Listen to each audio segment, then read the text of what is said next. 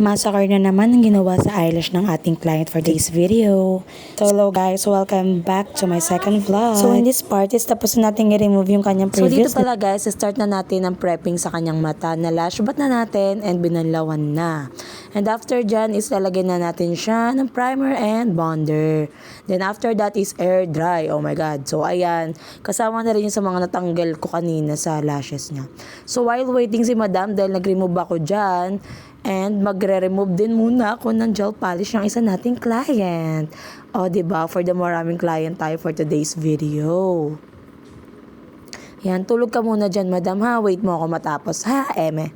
So, ayan, file muna natin to. Then, soak natin sa magic remover para magtanggalan na ang kanyang gel polish. So, another tutorial na naman tayo dito, no? So, ayan, fina-file ko lang naman yung pinaka top layer ng nails niya para naman ma-absorb yung ilalagay nating magic remover. And then, bababad lang pala natin siya ng 10 minutes. And if hindi pa siya talaga mag-totally peel off or flake off is mag-a-apply ulit tayo ng magic remover for 5 minutes naman. Hanggang sa magtanggalan na lahat ng kanyang gel polish. O yan na, may tutunan na kayo sa removal ha. And then natapos na pala ako dyan guys yung sa nails. Di ko yan na-video, I'm sorry.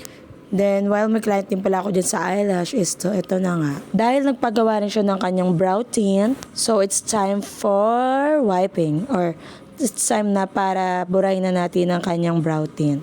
O, diba? Palaban ng buntis niyong lash tech, nail tech, brow tech, lahat na, tek. Diyos ko po. Partida, buntis pa yan ha. Pero walang buntis-buntis. Go, laban lang. Work. Dahil sa ganitong klase ng business guys, is hindi araw-araw Pasko. Kaya't pag may client na nag-inquire o may nag-walk-in is hanggat kayang tanggapin, tatanggapin. And then, ito na nga pala ang outcome ni Madam. Light volume whipsy and brow tint. So, naka-brow lamination na pala siya guys. Kung makikita nyo dyan is naka-laminate na rin ng kanyang brows. And then next pala dito guys is yung ginawan ko ng doll eye and yung isa is classic. So, dito na rin pala magtatapos ang ating second vlog. Support guys and follow me. Thank you very much for watching. Bye!